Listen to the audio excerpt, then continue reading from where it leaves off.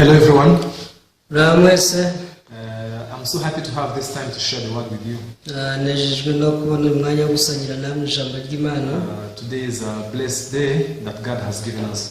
Uno munsi w'umugisha Imana yaduhaye. We're going to read, first of all we are going to pray. Mureke tubanze dusenge. After that we will share the word. Nyuma yo gusenga turasangira ijambo ry'Imana. Dear our Heavenly Father, we thank you for this evening. Data mwiza mw'ijuru tugushimiye umugoroba. Father, we thank you for your love and your mercy. Nyagasani dushimira urukundo rwawe n'impuhwe zawe. Lord, you have poured your love towards us. Watweretse urukundo rwawe. By revealing this precious gospel unto us. Wadushiraga ubutumwa bwiza bw'agaciro. Lord, we can see that many people have not yet discovered your heart. That is the way of salvation. Nyagasani tubona ko abantu benshi bataratahura agakiza, bataratahura inzira y'agakiza. So Father, I pray that you allow us to open the eyes of our hearts. Ndasenze kugira afungura amaso y'imitima yacu. Let us share this word joyfully and happily. Reka dusangire ijambo dufite ibyishimo n'umunezero. Father, this is a spiritual war.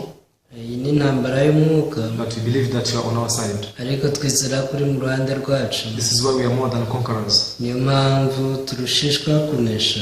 Please open the hearts of all people who are following. Fungura imitima y'abantu bose bakurikiye. Allow them to testify your promise, to testify your word. Ubemere bahamye iby'isezerano ryawe, bahamye ijambo ryawe. We thank you, Father. Turagushimiye Data. We pray all these things in the name of Jesus. Ibi byose tubisabye mu izina rya Yesu. Amen. Amen. Yes, tonight we are going to share from the book of Numbers chapter 35. Mureke umugoroba dusangire ijambo ry'Imana mu gitabo cyo kubara ibice 35. Please open up your Bibles in Numbers chapter 35. We can read. Kubara igice ni cya 35. Yes, we are going to read, from verse 9. Kubara ibice ni 35 turasoma guhera ku murongo waho 9. If you have the Bible, I hope you can open and we can read together. Niba ufite Bibiliya ndagusaba ubumbure Bibiliya yawe dusomere hamwe. So Numbers chapter 35 verse 9, I will read. Kubara ibice 35 umurongo w'9. Then the Lord spoke to Moses saying, Uteka abwira Mose ati, speak to the children of Israel and say to them, when you cross the Jordan into the land of Canaan, bwira Abisirayeli uti nimwambuka Yorodani mukajya mu gihugu cy'i Kanani. then you shall appoint cities to be cities of refuge for you, that the manslayer who kills any person accidentally may flee there. Muzitoraniza imidugudu y'ubuhungiro kugira ngo gatozi wishe umuntu atabyitumye ayihungiremo. There shall be cities of refuge for you from the avenger, that the manslayer may not die until he stands before the congregation in judgment. Iyo midugudu ibabera ubuhungiro bwo guhunga umuhozi kugira ngo gatozi adapfa adahagaze imbere y'iteraniro gucibwa urubanza. And of the cities which you give, you shall have 6 cities of refuge. Imidugudu muzatanga 6 izababere iy'ubuhungiro. You shall appoint 3 cities on this side of the Jordan, and 3 cities you shall appoint in the land of Canaan, which will be cities of refuge. Muzatanga imidugudu 3 hakurya ya Yorodani, iyindi 3 muzayitanga mu gihugu cy'i Kanani, ibi midugudu y'ubuhungiro. These 6 cities shall be for refuge for the children of Israel, for the stranger, and for the sojourner among them, that anyone who kills a person accidentally may flee there. Iyo midugudu uko ari 6 ibere Abisirayeli n'umunyamahanga n'umusohoke bo muri bo y'ubuhungiro kugira ngo gatozi wese wishe undi atabyitumye ayihungiremo. But if he strikes him with an iron implement, so that he dies, he is a murderer. The murderer shall surely be put to death. Ariko niba yaramukubise ikintu cy'icyuma agapfa, yaba ari umwicanyi kandi umwicanyi ntakabure kwicwa. And if he strikes him with a stone in the hand, by which one could die, and he does die, he is a murderer. The murderer shall surely be put to death. Cyangwa niba yaramuhonze ibuye afite mu ntoki yabasha kwica umuntu agapfa, yaba ari umwicanyi kandi umwicanyi ntakabure kwicwa. Or if he strikes him with a wooden hand weapon by which one could die, and he does die, he's a murderer, the murderer shall surely be put to death. Cyangwa niba yaramukubise ikintu cyabajwe mu giti afite mu ntoki cyabasha kwica umuntu agapfa, yaba ari umwicanyi kandi umwicanyi ntakabure kwicwa. The avenger of blood himself shall put the murderer to death. When he meets him, he shall put him to death. Uhorera amaraso y'uwapfuye aba ari wo muhoro ubwe, namubona muhore. Yes, now we are going to jump up to verse 24. Reka dusome dusimbutse tujye ku murongo wa 24. Then the congregation shall judge between the manslayer and the avenger of blood according to these judgments. Iteraniro rica urubanza rw'uwamwishe n'uhorera amaraso y'uwapfuye ruhwanye n'ayo mategeko. So the congregation shall deliver the manslayer from the hand of the avenger of blood, and the congregation shall return him to the city of refuge where he had fled, and he shall remain there until the death of the high priest who was anointed with the holy oil. Rikize gatozi uhorera amaraso y'uwapfuye rimusubize mu mudugudu w'ubuhungiro bwe yari yahungiyemo, agumemo ageze aho umutambyi mukuru wasizwe amavuta yera azapfira. But if the manslayer at any time goes out of the limits of the city of refuge where he fled, ariko gatozi uwo nagira ubwo arenga urugabano rw'umudugudu w'ubuhungiro bwe yahungiyemo, and the avenger of blood finds him outside the limits of his city of refuge, and the avenger of the blood kills the manslayer, he shall not be guilty of blood. uhorera amaraso y'uwapfuye agasanga ari inyuma y'urugabano rw'umudugudu w'ubuhungiro bwe akamuhora, ntazagibwaho n'urubanza rw'inyama y'uwo. Because he should have remained in his city of refuge until the death of the high priest, but after the death of the high priest, the manslayer may return to the land of his possession. Kuko yari akwiriye kuguma mu mudugudu w'ubuhungiro bwe akageza aho umutambyi mukuru azapfira, maze umutambyi namara gupfa gatozi uwo azasubira mu isambu ya gakondo ye. Yes, thank you very much. We have read up to verse 28. Murakoze dusomye gushyika ku murongo wa 29. Now this is the story of the Israelites when they entered the land of Canaan. Ni inkuru y'Abisirayeli ubwo bageraga mu gihugu cy'i Kanani. Yes, God has appointed some special place where, the manslayer can flee when he has killed someone unintentionally. Icyo gihe Imana yari yarashyize mu midugudu y'ubuhungiro kugira ngo uwishe umuntu atabyitumye abashe guhungiramo. According to the commandment of God, ugendeye ku mategeko y'Imana, the Bible says, eye for an eye and a tooth for a tooth. bivuga ko ijisho rihorerwa irindi, iryinyo naryo rigahorerwa irindi. Which means if you have killed someone, you are also supposed to be killed. bivuze ngo nimba wishe umuntu nawe ugomba kwicwa. If you have killed someone, already I have become a sinner. Igihe wishe umuntu wamaze kuba umunyacyaha, Which means I have a judgment on me. bivuze ko ufite urubanza. And there is no way that this can be reverted. Kandi ntabwo ushobora kubihindura. Now, if the family members of the deceased person meet me, they are free also to avenge on me. Ni ukuvuga ngo abo mu muryango wapfuye baramutse bahuye nanjye banyica bihorera. Now, because of this, now God established another law. Ibi rero byatumye Imana ishyiraho irindi tegeko. It is called the law of the city of refuge.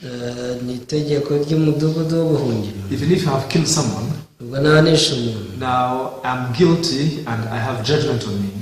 mfite urubanza. But if I run to the city of refuge, ariko nirukira mu mudugudu w'ubuhungiro, then there in the city of refuge, I am safe. uwo mudugudu nzaba ntekanye. Yes, even if the avenger, is running after me, nubwo umuhozi yaza ankurikiye, once I step into the land, of the city of refuge, nimara gukandagira ku butaka bw'umudugudu w'ubuhungiro, that means I'm free from death, I'm free from condemnation.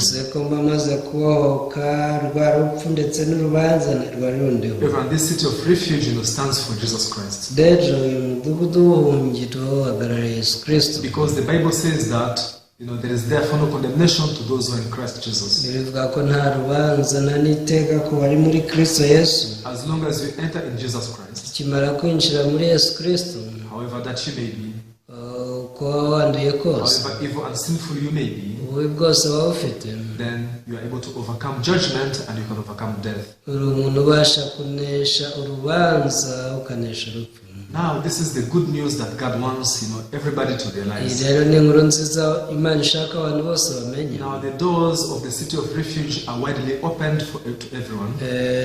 Amarembo y'imidugudu y'ubuhungiro abafungukiye buri wese. Once you go there, regardless on how you are, you're able to be accepted then yourself. Rero waba uri wese uramutse winjiye muri uwo mudugudu uhaba utekanye. Just like the people who were in the ark of Noah were safe from the judgment of the flood. Nuko bari mu mujyano bose bari batekanye bakizwe umwuzure. Just like those who in the house of Rahab, were free from the judgment of Jericho.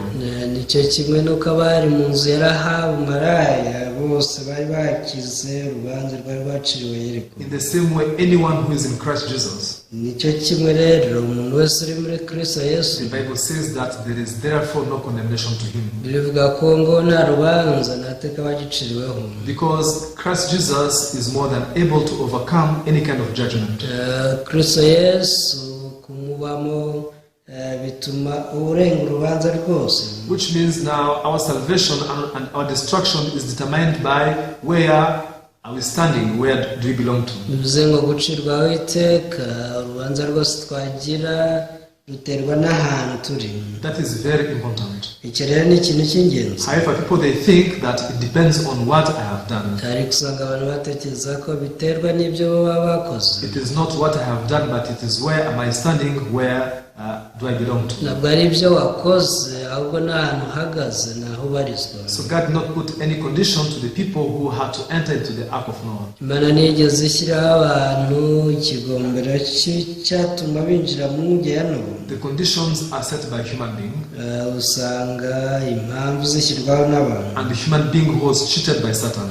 Kandi abantu nabo impamvu babikora nuko bashutswe na Satani. Long time ago I used to hear this teaching. Kera cyane najyaga numva inyigisho nk'izi. Jesus is ready to receive you. Ati Yesu yiteguye kwakira. But Jesus cannot receive you the way you are. Ariko Yesu ntiyakwakira uko umeze. You should first of all sanctify yourself. Ugomba kwiyeza. You should wash away all of your sin. Ugomba kwitunganya. Then if I wash away all of my sin and sanctify myself, rero ndamutse nitunganyije ngeze ibyaha byanjye, then what will Jesus do for me? Ese ubwo Yesu azaba akimariye iki? It means now the works of Jesus will be not needed to my life or to me myself. Bivuze ko imirimo ya Yesu izaba itagikenewe kuri njyewe. And when we heard such preaching, now we are very happy and we could shout, hallelujah, amen, this is the truth. Gusa iyo twumvaga izo nyigisho twaravuga Imana ishimwe ko ni ukuri tugasakuza cyane. And now we are very busy sanctifying ourselves and trying to appear as good and holy people. Twabaga duhugijwe no kwiyeza no kugerageza kugaragara nk'abantu beza, abantu bera. Satan has blinded the mind of people. Satani yamaze guhumisha imitima y'abantu. This is why no one can realize the truth of the gospel just by their good willing. Niyo mpamvu nta muntu utabura ubutumwa bwiza kubera ubushake bwe bwiza afite. Unless God gives us His grace. Keretse Imana itugiriye ubuntu gusa. Unless the eyes of our hearts are opened. Kereka amaso y'imitima yacu afungutse. We are the people who are meant to go astray from God naturally. Ubundi turi abantu bajya kure y'Imana byikoze muri kamere yacu. Now it is very sad that we are the people who choose the way of Satan and leave away the way of God. Ni ikintu kibabaje ko duhitamo inzira ya Satani tukava mu nzira y'Imana. Satan, who is very cunning, Satani ko ari umushukanyi cyane. now he has been leading the hearts of people to go astray from the way of God. Akomeza kuyobora imitima y'abantu kugira ngo ijye kure y'Imana. However, people they cannot discover, they are being cheated and they are being misled by the devil. Gusa ntibajya batahura ko bari gushukwa na Satani. Now during the war, igihe cy'intambara, there are many orphans who survive from the war. usanga hari imfubyi nyinshi ziba zarokotse mu ntambara. So many people like die at the battlefield. abantu benshi baba ku rugamba, Soldiers and the helpers of soldiers. abasirikare n'abandi bose babafasha. Now they remain behind, so many children home who are left orphans. Usanga basiga abana benshi batagira ababyeyi b'imfubyi. This is why even many countries, that have had the war, Ibi rero bituma ibihugu byinshi byabaye mu ntambara. there are also severe like a humanitarian problems. Usanga hari n'ibibazo byinshi byibasira inyokomuntu. Many homeless kids now, they just wander on the street. Usanga bari mayibobo nyinshi zitagira aho ziba zibera mu muhanda. Now to these kids who don't have parents, n'aba bana batagira ababyeyi, many times they're manipulated by elderly people. inshuro nyinshi usanga abantu bakuru babakoresha. Like a group of gangs collect, a number of children, and now they are sent, they are taught how to steal, how to do some crimes to bring money and other wealth to this group of gangs. Usanga udutsiko tw'amabandi tubafata tukabatoza uburyo bajya biba bakabazanira amafaranga. Now these kids who go out to the streets, to steal from people. Bene abana bajya mu mihanda kwiba. Now you can think about this. Ushaka kubitekerezaho. In reality, who is stealing? Ese mu by'ukuri ninde mujura? Is it the 5-year-old child or it is the adult who is manipulating him? Ese ni akakana k'imyaka 5 cyangwa ni wa wundi mukuru umukoresha? Apparently it seems like the child is the one who is going for stealing. Bigaragara bisa nkaho ako kana ariko kiba. But behind that there is an invisible hand that is using the child. Ariko inyuma y'ibyo hari ukuboko kutagaragara kuba kuri gukoresha umwana. To speak that precisely, ibyo tubivuze tweruye, we can say that on the outward is the child who is going to steal.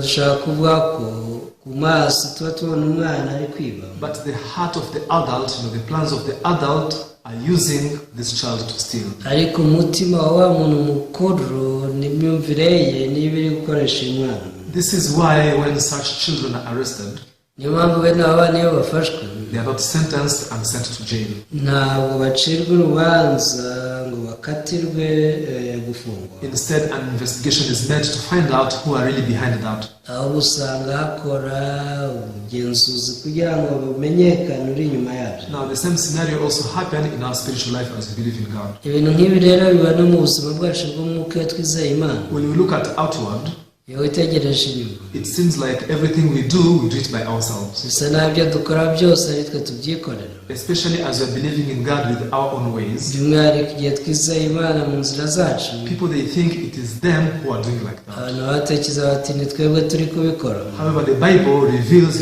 another existence that is behind all that. Ariko Bibiliya igaragaza ko hari ikindi kintu kiri inyuma yabyo. So the Bible calls it the evil spirit. Byita ngo ni umwuka mubi. The evil spirit has been working in the hearts of all people. Uyu mwuka mubi yakomeje gukora mu mitima y'abantu bose. And now it creates a certain faith which is a wrong faith. Kandi arema kwizera gupfuye mu bantu. And now people who are living with the wrong faith, they are very confident that they are standing in the true faith. Gusa abantu babana no kwizera gupfuye bafite icyizere ko bafite kwizera nyako. This is why when Jesus Christ came down in this world, niyo mpamvu Yesu yazaga mu isi, Jesus was rebuking the teachings of Pharisees and scribes. Yesu yaje cyinyigisho z'abafarisayo n'abanditsi. Because Jesus wanted to reveal the evil spirit that is working in their heart. Yesu yashaka kugaragaza umwuka mubi ukorera mu mitima yabo. If the evil spirit was visible with our eyes, ya umwuka mubi agaragarira amaso yacu, all people in the world could easily detect that they are deceived by the devil. abantu bose mu isi bari gutahura ko bashitswe n'umubi. But because the devil is not visible, ariko ko Satani atagaragara, and his schemes are very tricky, kandi ugasanga ikigoyi cye kiba kirimo amayeri menshi, many people they cannot discover the evil spirit that is working in their hearts. usanga abantu benshi badatahura umwuka mubi ukorera mu mitima yabo. Because of that, there cannot be true repentance in the hearts of people. bituma nta kwihana kukuri gukorerwa mu mitima y'abantu. Now, when Jesus came in this world, Yesu yazaga mu isi, he rebuked strongly the teachings of Pharisees and scribes. yacyashye inyigisho z'abafarisayo n'abanditsi cyane. Many times he told them, hey, you blind hypocrites. inshuro nyinshi yababwiye ati mwampumyi mwe mwandyarya, you close the gates to heaven. dore mwafunze amarembo y'ijuru. You forbid people to enter, neither you do enter. mubuza abantu kwinjira kandi namwe ntimwinjire. What's wrong with these people? ese bari bafite ikihe kibazo? Apparently they were preaching the word of God. bigaragara bavugaga ijambo ry'Imana. Apparently they were encouraging people to keep the laws and commandments. bajyaga basaba abantu kubahiriza amategeko y'Imana. Someone who doesn't have the Spirit of God bafite umwuka w'Imana rero cannot tell whether they are true servants of God or they are the servants of the devil. yashaka kwibwira ko bari abagaragu b'Imana cyangwa ari abagaragu ba Satani. This is why we need to be very careful. niyo mpamvu tuba tugomba kwitonda cyane. Someone who is against the work of God umuntu urwanya umurimo w'Imana is not that they use maybe superstitions or some witchcraft or some dark spirit. ntabwo bivuze ko ari wa wundi ukoresha ubupfumu cyangwa se yindi myizerere y'ibigirwamana. The enemies of the gospel, ubwo abanzi ubutumwa bwiza, the Bible says that it is another gospel. ibita ngo ni ababwiriza ubundi butumwa. Yes, a different one. ubundi butumwa. We can look at the book of I think it's Galatians, if I remember well. twabireba mu gitabo cy'Abagalatiya. Yes, Galatians chapter 1. Abagalatiya igice cya mbere. Galatians chapter 1 verse 6. Abagalatiya igice cya mbere umurongo wa 6. I marvel that you are turning away so soon from him who called you in the grace of Christ to a different gospel.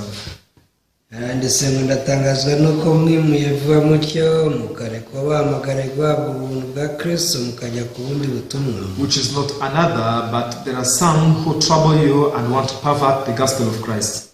nyamara se ubundi ahubwo ni ikindi, hariho abantu bahagarika imitima bagashaka kugoreka ubutumwa bwiza bwa Kristo. But if we or an angel from heaven preach any other gospel to you than what we have preached to you, let him be accursed. ariko nihagira uwo babwiriza ubutumwa butari ubwo twababwirije, ari twe cyangwa ndetse marayika uvuye mu ijuru avumwe. Now the people of Galatia who had listened to the gospel, Abagalatiya bari barumvise ubutumwa bwiza. now we can see that another strange teaching came and now it was mixed with the gospel. baje kwinjirirwa n'ubundi butumwa bwivanga n'ubutumwa bwiza bumvise. So there is no big difference between the genuine gospel and a fake one. ubundi kubigaragara nta kinyuranyo kinini cy'ubutumwa bw'umwimerere n'ubundi butumwa. Do you think there is a big difference between the original smartphone and a fake smartphone?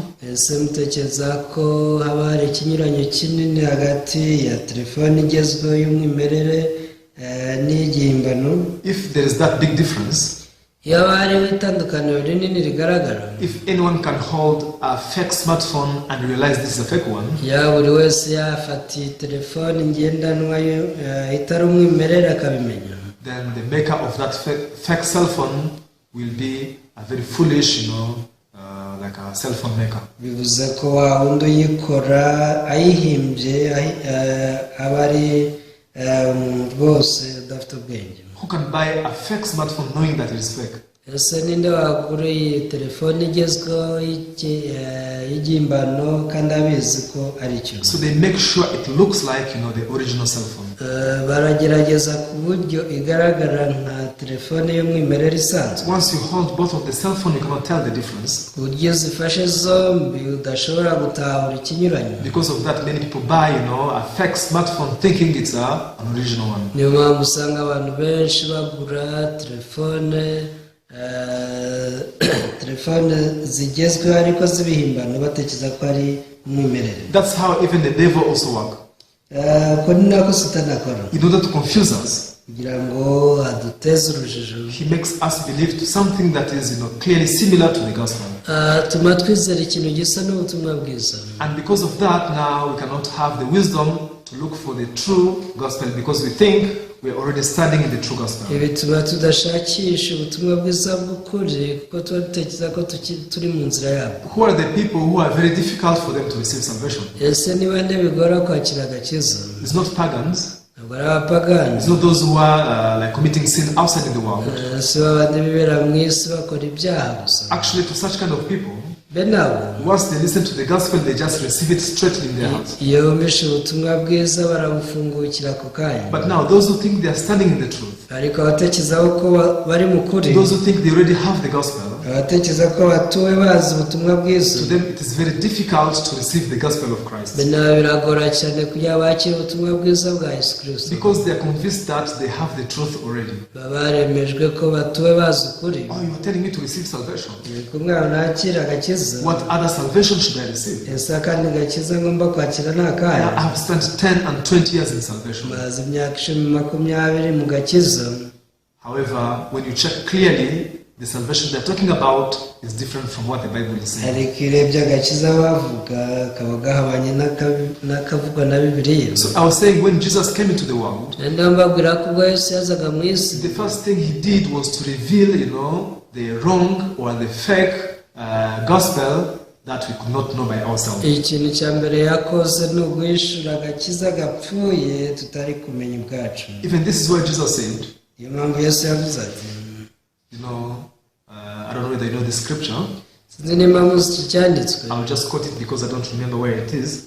reka nyibabwire gusa ko ntibuka aho cyanditse. Jesus said that the harlots and sinners will enter in the kingdom of heaven before you. gusa Yesu yababwiye ati bamaraya n'abanyabyaha bazabatanga kwinjira mu bwami bw'Imana. Whom Jesus was talking to?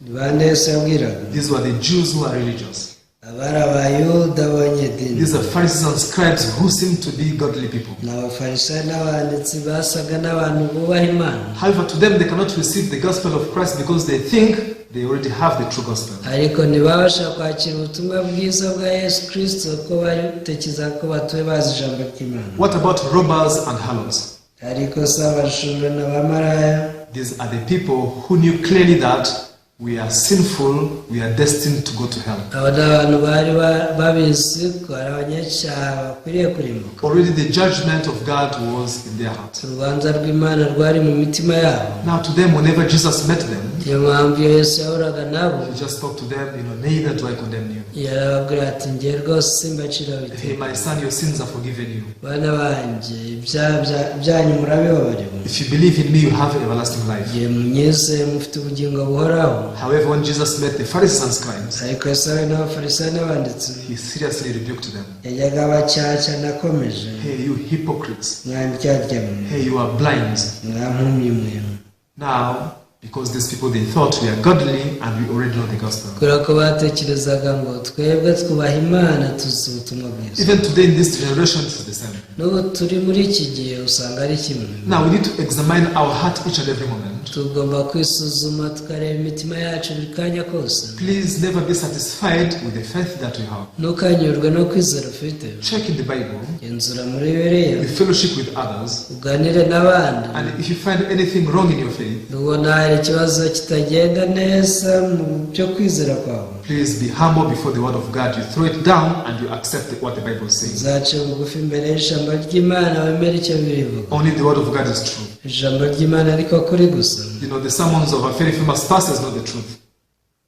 The sermon of a very famous pastor is not a truth. The sermon of a very famous pastor is not the truth.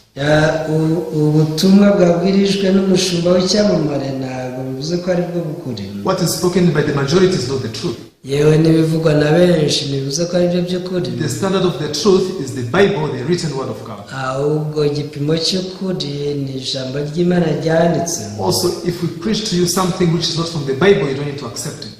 natwe tukubwirisha ibintu bitanditse muri Bibiliya rwose ntuzabyemere. Just as Apostle Paul said in the book of Galatians chapter 1 verse 6. nk'uko intumwa Pawulo yavuze mu Bagalatiya 1:6. If there is anyone who preached to you the gospel that did not preach, let him be accursed. yaravuze ati ntihagira uwabwiriza ubutumwa bwiza mutabwirijwe rwose avumwe. This is why we need to always check our heart and compare it with the word of God. niyo mpamvu buri gihe tugenzura imitima yacu twayigereranya n'ijambo ry'Imana. In this way, God will lead you to meet the truth. uku niko Imana ituyobora guhura n'ukuri. However, Satan, who is cunning, ariko Satani ko ari umushukanyi, he makes us just believe vaguely. aduha kwizera kucyuka. People, they just say, my pastor is a great person, he's a very famous one, so whatever he spoke is right. abantu babahimbaza abashumba bacu bati umushumba wacu ni icyamamare rwose, ni umuntu ukomeye kandi ibyo avuze byose ni ukuri. Even other churches, they speak like this, so that is the truth. ndetse no mu zindi nsengero ni uko bigisha, rero ibyo ni ukuri. You should not compare it with that because that is not the standard. ntukigereranye rwose n'abandi kubera ko icyo atari cyo gipimo fatizo. The standard is the written word of God. igipimo fatizo ni ijambo ry'Imana ryanditswe. So what is the Bible saying here? icyo birivuga aha ni iki? There is the city of refuge. hariho umudugudu w'ubuhungiro. Whom do you think the city of refuge was made for? ese umudugudu w'ubuhungiro wari warateguriwe nde? It was made for you and me. ni wowe nanjye. Because when the people commit sin every day. kubera ko turi abantu bacumura buri munsi. And now if the judgment is coming, urubanza ruramutse rutujeho, it cannot skip you.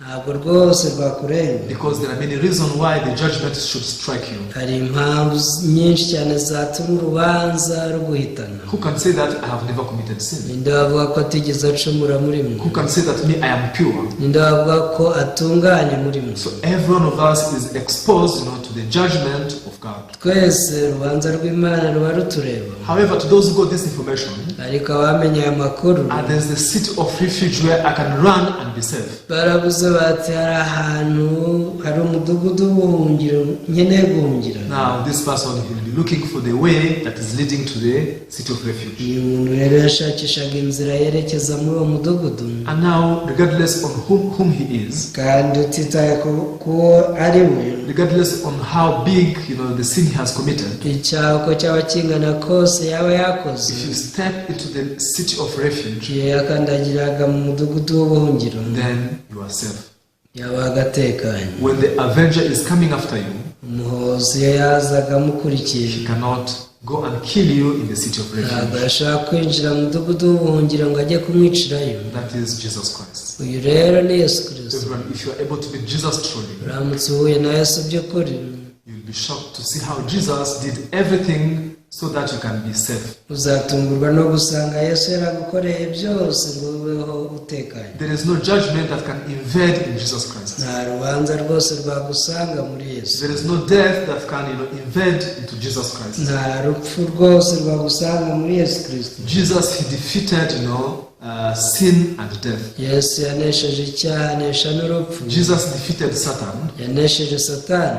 Then who can bring a charge to the God's elect? none ubwo ninde uzarega ab'Imana yatoranyije? Even if Satan cannot bring a charge to you, nubwo Satani atabibasha, then who else can bring a charge to you? ese ubwo ninde wundi wabibasha? So dear followers, bakundwa, we have no other hope, we have no other refuge except in Jesus Christ. nta bundi buhungiro dufite uretse guhungira muri Yesu Kristo. First of all, I need you to realize icyo nshaka nuko mwanza gutahura ngo that I'm a person who is to be destroyed. ngenda umuntu rwose wari uwo kurimbuka. Unless I flee into the city of refuge, ndamutse nahungiye muri uyu mudugudu, very soon the avenger is looking for me. vuba cyane umuhozi ari kunshakisha, And now he wants to strike me and kill me. ashaka kunyica. That avenger is Satan. uyu muhozi ni Satani. Because the Bible says that the wage of sin is death. birivuga ko ibihembo by'icyaha ari urupfu. Satan wants people to die in their sins. Satani abashaka abantu bapfira mu byaha byabo. However, now it is a good news to realize that there are cities of refuge which God has prepared for us. ariko iyi ni inkuru nziza kuba hari imidugudu y'ubuhungiro Imana yaduteguriye. Why don't you go there? ese kuki utajyayo? You are not asked anything to enter to the city of refuge. nta kindi kintu usabwa ngo winjire mu mudugudu You are w'ubuhungiro. not asked anything to enter into Jesus Christ. nta kintu na kimwe usabwa ngo winjire muri Yesu. So I really hope that all of us, niringiye ko twese after hearing this voice, then we can run into the city of refuge. nitwumvira ijwi duhungira muri uyu mudugudu w'ubuhungiro. When it was raining too much, mu gihe imvura iri kugwa cyane, if you're outside, you can't help but to be soaked by rain. iyo uri hanze imvura rwose iragukubita ikagutosa. However, if you enter inside of the house, ariko winjiye mu nzu, now, regardless on how many thousands of drops are falling outside, tutitaye ku bitonyanga uko bingana kose biri kugwa hanze, those who are inside the house, abari mu nzu mo imbere they are safe. They come to be soaked by rain. baba batekanye nta hantu bahurira n'iyo mvura. In the same way, also, if you are able to enter in Jesus Christ truly, nicyo kimwe winjiye muri Yesu by'ukuri, then judgment, condemnation cannot reach you.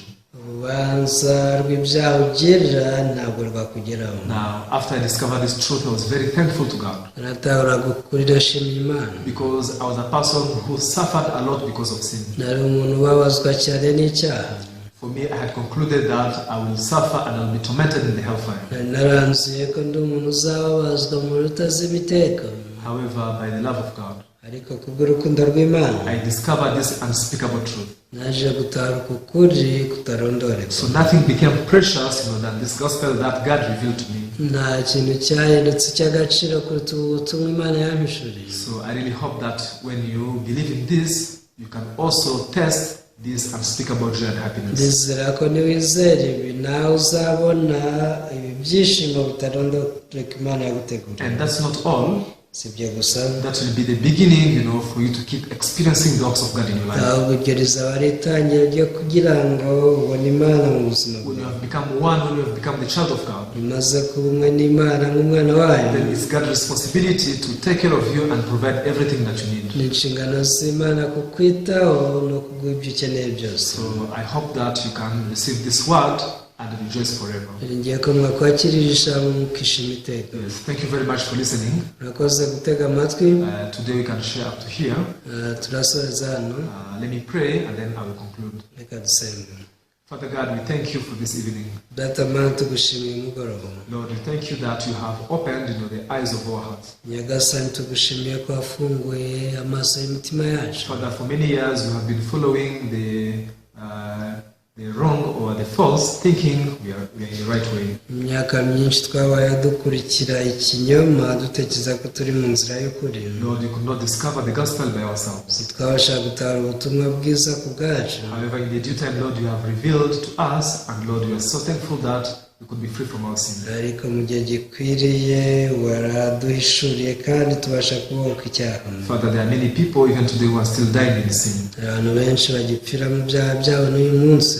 How sad would it be if someone perished, yet you have prepared the way of salvation for them. ese bibabaje bingana iki umuntu aramutse apfuye kandi waramuteguriye agakiza. Lord, I pray that you open the way so that this gospel may reach in all corners of the world. data, ndasenze kugira ngo ufungure inzira kugira ngo ubutumwa bwiza bugere ku mpera zose z'isi. Allow all people who are listening to introduce and to connect others to this gospel. kandi wemere abantu bose bumva ubutumwa bwiza babashe no kubugeza ku bandi. Lord Jesus, as we are living in this world, we face many difficulties, tribulations, and hardships. nyagasani, igihe tuba mu isi duhura n'amakuba menshi n'ibyago byinshi. But Father, you have said that you have prepared a great rewards for us. ariko wavuze ko waduteguriye ingororano nyinshi. So we believe that as you have got a victory, you will also allow us to get victory in everything that we are facing. turizera ko muko wanesheje natwe uzatuneshereza mu byo duhura nabyo byose. Lord, we thank you. turagushimiye Mwami. Please bless this evening fellowship. uhe umugisha aya materaniro y'umugoroba. We thank you, we praise you. turaguhimbaje. We pray all these things in the name of Jesus. byose tubisenze mu izina rya Yesu. Amen. amen. Yes, thank you very much. murakoze cyane. I really hope to see you the next time. njye no kubabona ubutaha.